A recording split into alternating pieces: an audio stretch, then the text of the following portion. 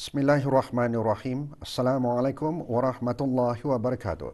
Bersua dalam berita perdana malam ini, saya Syaful Bakrin Haji Suhaili. Dan saya Rofiza Haji Mahmud. Berita-berita utama malam ini.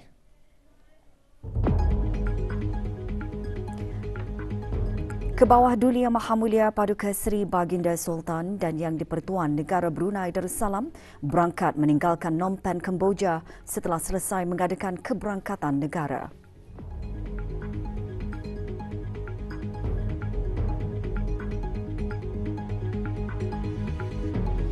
Kebawah Duli Yang Maha Mulia akan berangkat ke Thailand bagi menghadiri the 29th APEC Economic Leaders Meeting.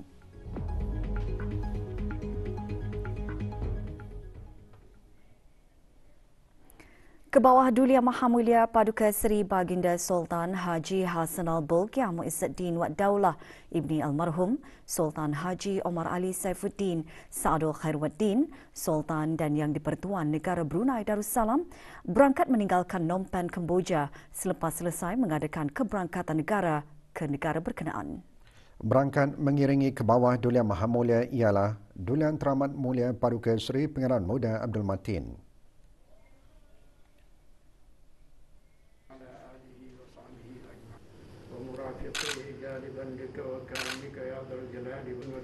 Hadir di lapangan terbang antarabangsa Phnom Penh bagi menyembahkan ucapan selamat berangkat ke hadapan Majlis Kebawah Duli Yang Maha Mulia ialah Tuan Yang Terutama Samnak Chow Wei Wiang Kong Som Ol, Timbalan Perdana Menteri dan Minister of the Royal Palace, Tuan Yang Terutama Kosofal, Privy Council of His Majesty the King Norodom Sihamoni, and Senior Minister in charge of the General Affairs to the Royal Palace, dan Tuan Yang Terutama Okna Datuk Dr. Osman Hassan, Senior Minister in charge of Special Mission selaku Menteri Pengiring.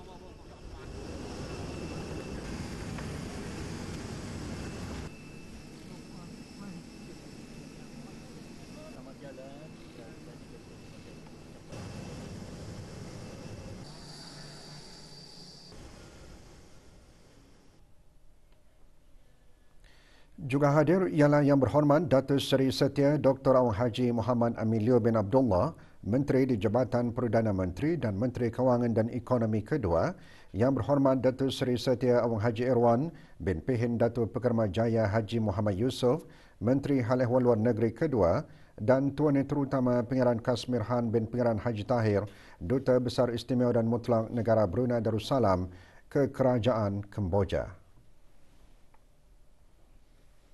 Kebawah Duli Yang Maha Mulia Paduka Seri Baginda Sultan Haji Hassanal Bolkiah Muizzuddin Wad Daulah Ibni Almarhum Sultan Haji Omar Ali Saifuddin Saadul Khairuddin Sultan dan Yang di-Pertuan Negara Brunei Darussalam akan berangkat menghadiri the 29 Asia Pacific Economic Cooperation APEC Economic Leaders Meeting AELM pada 18 hingga 19 November 2022 di Bangkok, Thailand.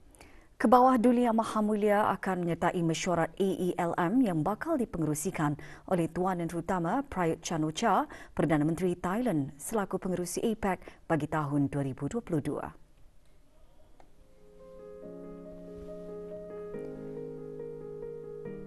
Semasa AELM, ketua-ketua ekonomi dijangka menghadiri Royal Audience bersama His Majesty King Maha Vajiralongkorn Pravajirakelau Chow Yu Hua, King of Thailand, dan Her Majesty Queen Sutida Vajrasuda Bimala Lakshana, dan juga menghadiri dialog dengan beberapa tetamu khas pengerusi, His Royal Highness Prince Mohammed bin Salman bin Abdul Aziz Al Saud, Putera Mahkota dan Perdana Menteri Kerajaan Arab Saudi, dan Tuan Yang Terutama Emmanuel Macron, Presiden Republik Perancis.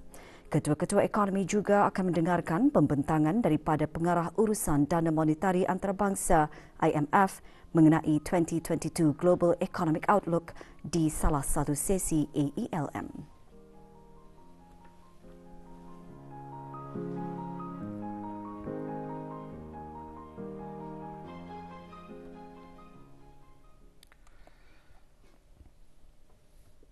Negara Brunei Darussalam merupakan salah satu daripada 12 ekonomi pengasas founding member economies yang menubuhkan APEC pada tahun 1989. APEC bermula sebagai satu forum informal di tahap pegawai-pegawai kanan dan menteri-menteri ahli ekonomi untuk membincangkan dan meningkatkan perdagangan dan kerjasama ekonomi di rantau Asia Pasifik. Sejak tahun 1993, mesyuarat AELM diadakan secara tahunan untuk meningkatkan visi strategik dan hala tuju bagi kerjasama di rantau tersebut. APEC yang kini terdiri daripada 21 ahli-ahli ekonomi merupakan sebuah platform bagi kerjasama untuk meluaskan dan mengembangkan pertumbuhan ekonomi, perdagangan dan pelaburan di rantau Asia Pasifik. Di bawah tema APEC 2022 iaitu Open, Connect, Balance dalam meneruskan usaha mencapai pembangunan ekonomi yang lebih seimbang dan mampan pasca COVID-19, perbincangan akan menumpukan kepada mempermudahkan perdagangan dan pelaburan yang terbuka, menambah baik persekitaran perniagaan, memajukan integrasi ekonomi serantau, memulihkan kesaling hubungan dengan menyambung semula perjalanan rentas sempadan, menggiatkan semula sektor-sektor pelancongan dan perkhidmatan, memudah cara pergerakan perniagaan, bisnes mobility dan meningkatkan pelaburan dalam keselamatan kesihatan serta memastikan matlamat ekonomi dicapai secara inklusif dan berdaya tahan. Keberangkatan negara ke bawah Duli Yang Maha Mulia Paduka Seri Baginda Sultan dan Yang di-Pertuan Negara Brunei Darussalam ke Kemboja menggariskan keperluan untuk terus menjalin dan meluaskan kerjasama bagi manfaat yang lebih besar kepada rakyat kedua-dua buah negara.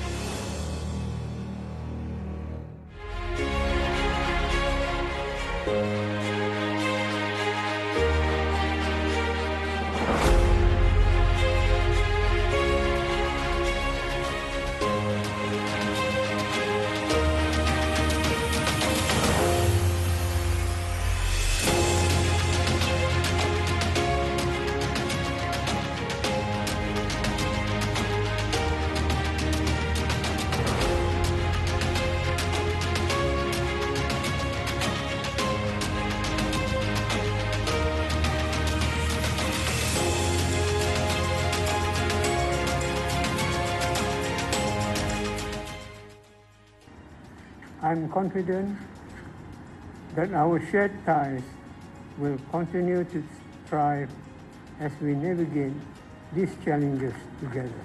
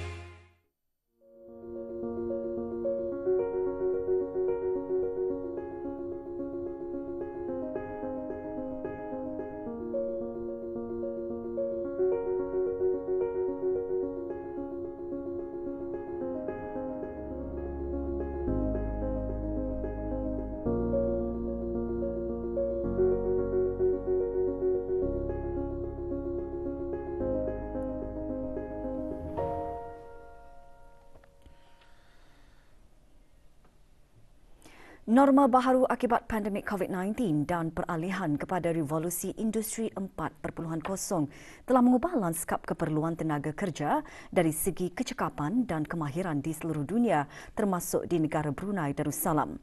Menteri Kesihatan berucap demikian pada Majlis Convocation Institut Pendidikan Teknikal Brunei IBTE ke-30 pagi tadi. Menurut Yang Berhormat Datuk Seri Setia Dr. Awang Haji Muhammad Isham bin Haji Jaafar lagi, pemerkasaan sistem pendidikan teknikal dan latihan vokasional TVET adalah wajar kerana bidang tersebut dijangka dapat membantu negara dalam membentuk model insan ke arah pembentukan teknologi baharu agar para graduan mampu menangani cabaran revolusi industri 4.0. Majlis berlangsung di Pusat Persidangan Antarabangsa, Brakas. Bagi memastikan program-program yang dijalankan adalah sejajar dengan keperluan industri dan permintaan tenaga kerja, IBT adalah diseru untuk terus bekerjasama dengan pihak berkepentingan seperti Manpower dan Employment Council (MPEC), Manpower Industry Steering Committee (MISC) dan pihak industri dalam mengorak langkah bagi sama-sama mengambil peluang untuk menambah baik serta memberi nilai tambah di dalam setiap program pengajian yang ditawarkan kepada pelajar-pelajar. Pada sesi pagi 1,981 graduan dalam pelbagai program latihan iaitu 55 graduan dari TVET Academy, 2 graduan diploma, 1,032 graduan HNTeng, 695 graduan NTeng dan 197 graduan sijil kelayakan kemahiran perindustrian ISQ diraikan.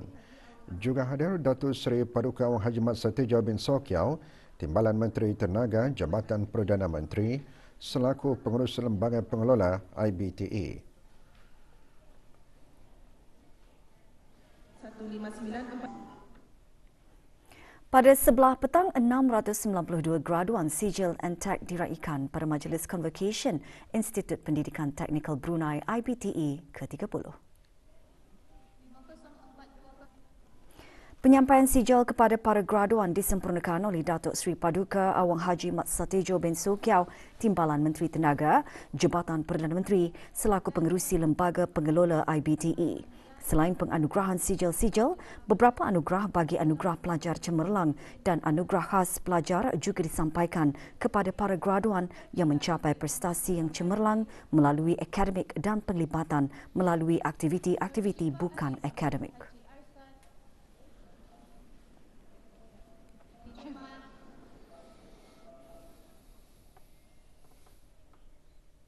Sejajar dengan misinya menerapkan para pelajar dengan pendidikan dan latihan berteraskan amalan industri, Institut Pendidikan Teknikal Brunei IBTE membekalkan para graduan dengan kemahiran dan nilai-nilai murni yang terpuji sebagai bekalan menghadapi realiti pekerjaan dan persekitaran masyarakat kreatif dan inovatif.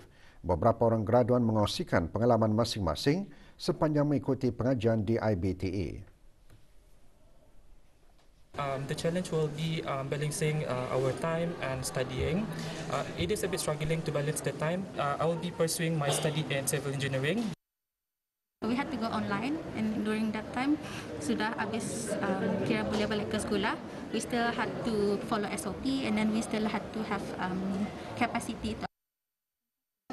My course is usually hospitality operation, which is cooker memasak jua, and then we service in the restaurant, and then so we paksa di rumah masak, and then secara online lah we. 8 peserta bertanding dalam peringkat akhir pertandingan Mari Bercerita 2022 Anjuran Bahagian Perpustakaan Dewan Bahasa dan Pustaka. Pertandingan berlangsung pagi tadi di Dewan Digadong, Kementerian Kebudayaan, Belia dan Sukan.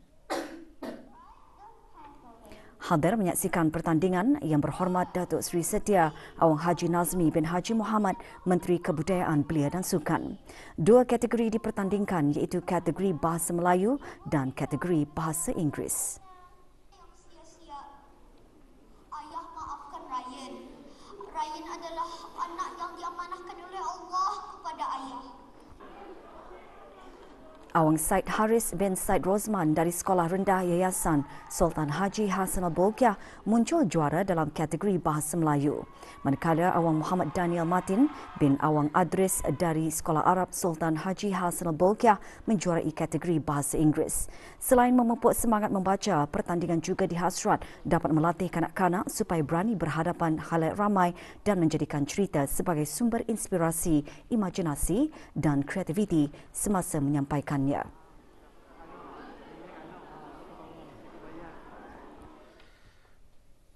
Satu daripada 10 orang dewasa di negara Brunei Darussalam diketahui menghidap diabetes. Secara global, kira-kira 1 daripada 2 orang dewasa tidak mengetahui hidup dengan diabetes. Oleh itu, Kementerian Kesihatan menekankan bahawa saringan diabetes fokus terhadap langkah-langkah pencegahan dan meningkatkan pengetahuan tentang diabetes serta komplikasinya adalah penting. Bersempena Hari Diabetes Sedunia 2022, berita perdana malam ini membawakan edisi khas tentang usaha-usaha menangani diabetes. Kita ikuti laporannya bersama Nadira Haji Umar. Antara usaha terbaharu yang dibuat Kerajaan ke bawah Duli Yang Maha Mulia melalui Kementerian Kesihatan dan agensi, institusi serta pertubuhan berkaitan ialah pengenalan pelbagai program kesihatan peruntukan fasiliti-fasiliti bagi penjagaan diabetes selaras dengan tema masa kini Hari Diabetes Sedunia iaitu akses kepada penjagaan diabetes. We have actually achieved quite a number of milestones in our initiative to tackle this NCD, and this included implementation of various programs. The MOH Health Promotion Centre conducts a variety of activities on educating the public, and they regularly updates on their social media platform. There is also the National Physical Activity Guidelines. We have BN on the Move, and there is also the Bandarku Ceria to encourage more physical activity for the public.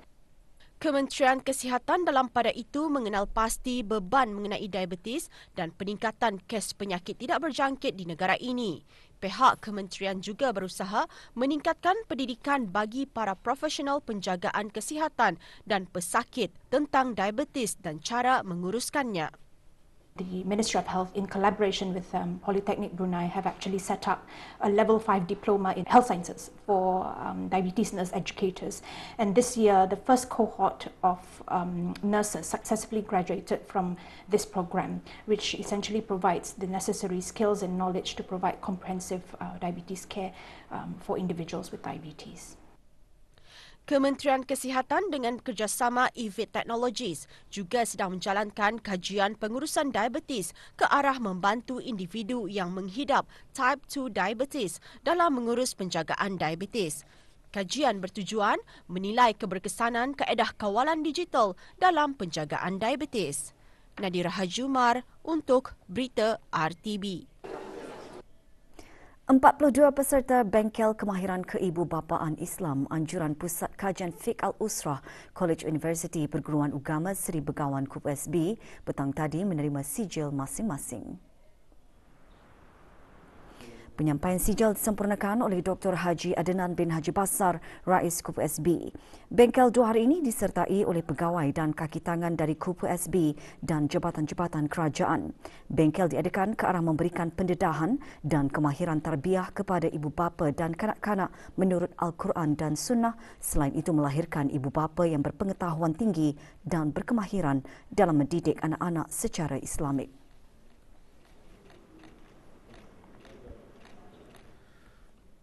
Status harian normal baharu COVID-19.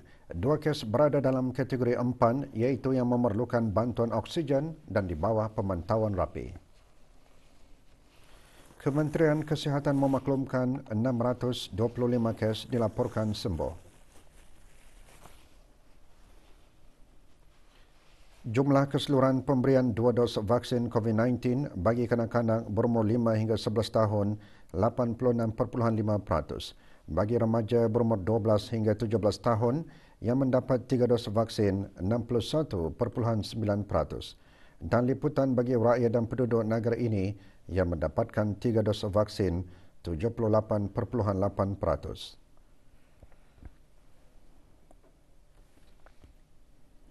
Negara Brunei Darussalam masih berada di fasa peralihan monsun dengan kesan angin tempatan memainkan peranan yang penting dalam mempengaruhi cuaca harian negara.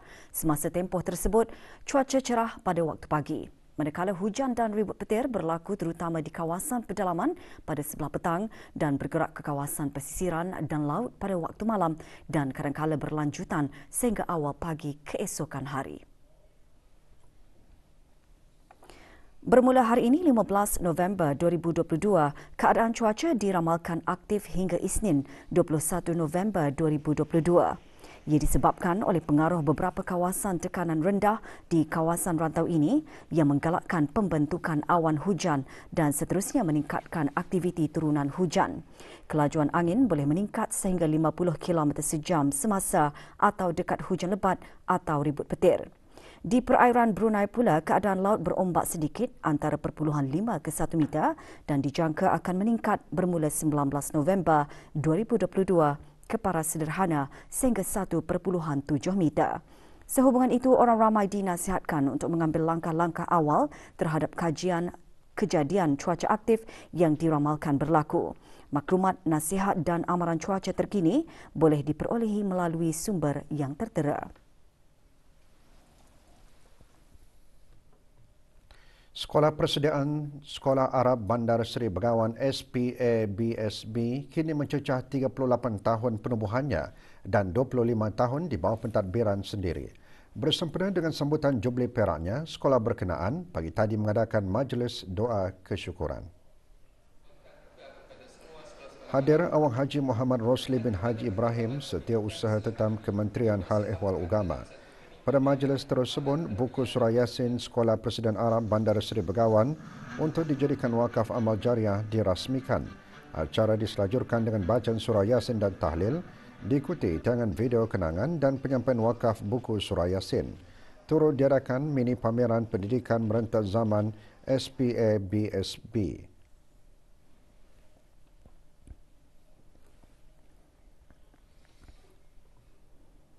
Dengan usia penubuhannya yang kini mencecah 38 tahun dan seiring dengan usianya 25 tahun di bawah pentadbiran sendiri, Sekolah Persediaan Arab Bandar Seri Begawan terus memainkan peranannya sebagai penyalur ilmu sesuai dengan visi dan misi sekolah. Hubungan yang berteraskan kekeluargaan antara guru-guru dan kaki tangan sejak dahulu lagi menjadi asas kerjasama dan membentuk jalinan hubungan yang kukuh dan saling hormat menghormati. Sekolah ini berperanan menyalurkan ilmu pendidikan mata pelajaran bahasa Arab, agama dan umum secara bersepadu bagi peringkat rendah atas. Pada peringkat tersebut, murid-murid dipersiapkan dengan asas-asas pendidikan sebelum menyambung pembelajaran di peringkat menengah.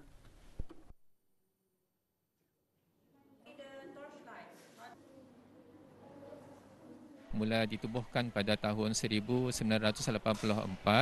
di bawah pentadbiran Sekolah Ugama Arab Menengah Perempuan Raja Isteri Peranak Damit yang diketuai oleh seorang guru.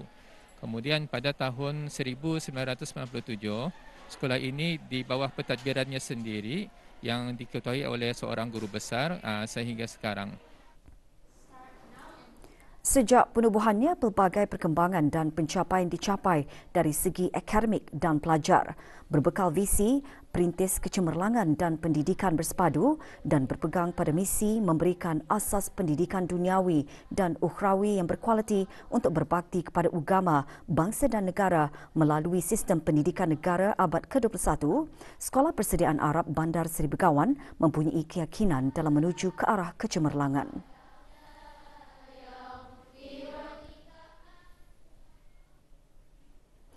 Jabatan Penerangan Jabatan Perdana Menteri hari ini mengadakan program Masyarakat Bermaklumat PMB bagi jemaah muslimah dari Masjid Hasanul Bolkiah, Rancangan Perumahan Negara Kampung Mentiri, Masjid Kampung Sungai Bunga dan Masjid Rashidah Saadatul Bolkiah Kampung Sungai Akar. Program diadakan di Jabatan Penerangan Lapangan Terbang Lama Prakas. Hadir semasa program ini Dayang Hajah Hamzah binti Datuk Kerna Haji Jaya, pemangku timbalan pengarah penerangan. Antara pengisian program taklimat bertajuk Peranan dan Tanggungjawab Rakyat dan Penduduk Negara Brunei Darussalam, Taklimat Wawasan Negara 2035 dan Taklimat Peranan Dasar dan Peraturan daripada Jabatan Kastam dan Eksais Diraja JKED. Sesi sebelah petang pula, para peserta program diberikan taklimat mengenai jenayah siber sebelum mengakhiri program dengan lawatan ke Jabatan Bomba dan Penyelamat. 13 orang pelajar berkeperluan khas dari 10 buah sekolah kerajaan dan swasta dan 8 buah sekolah lagi menerima sumbangan berbentuk peralatan khas dan sumber pembelajaran daripada Sekolah Antarabangsa Jerudong JIS. Anjuran Kementerian Pendidikan melalui Jabatan Pendidikan Khas itu, penyerahan sumbangan diadakan pagi tadi di Sekolah Rendah Kriam, daerah Tutong. Penyerahan sumbangan disempurnakan oleh Awang Edi Fazlin bin Haji Amdan, pemangku Ketua Unit Pendidikan Khas, Jabatan Pendidikan Khas Kementerian Pendidikan. Juga hadir Paul Bannister, Ketua Junior Sekolah JIS. Sumbangan termasuk tablet, komputer riba, kerusi roda elektrik, trampolin dan sumber pembelajaran yang bertujuan membantu para pelajar berkeperluan khas dalam pembelajaran dan pergerakan mereka. Majlis penyampaian ini merupakan usaha kerjasama yang berterusan antara Jabatan Pendidikan Khas Kementerian Pendidikan dan Junior School JIS sejak tahun 2002.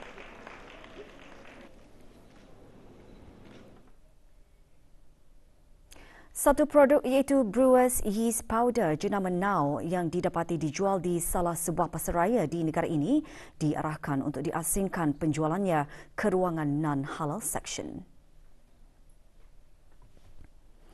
Arahan pengasingan itu dibuat hasil penelitian Jabatan Hal Ehwal Syariah melalui maklumat yang diperolehi dari laman sesawang syarikat pengilang. Now Foods mendapati produk terbabit dihasilkan melalui proses penghasilan sejenis minuman keras. Siasatan adalah hasil aduan orang ramai mengenai penjualan produk tersebut secara terbuka di pasaraya. Kementerian Hal Ehwal Agama dalam siaran medianya juga mengingatkan kepada semua pengimport pasaraya dan kedai untuk melakukan tindakan pengasingan serta-merta jika terdapat produk yang sama diedarkan dan dijual di premis masing-masing. Pasukan Polis Kadet PKP baru-baru ini menganjurkan kejohanan sukan tahunan Pasukan Kadet Polis Negara 2022 di Stadium Hassan Al-Bolkiah, Polis Gadong. Hadir Datuk Paduka Sri Haji Awang Muhammad Irwan bin Haji Hambali, Pesuruhjaya Polis, Pasukan Polis Diraja Brunei. Seramai 24 guru kadet dan 165 kadet polis dari pelbagai sekolah, institusi serta maktab di seluruh negara terlibat dalam kejohanan sehari itu. Kejohanan dijuarai oleh kumpulan rumah pemancar dengan mengutip 14 pingat.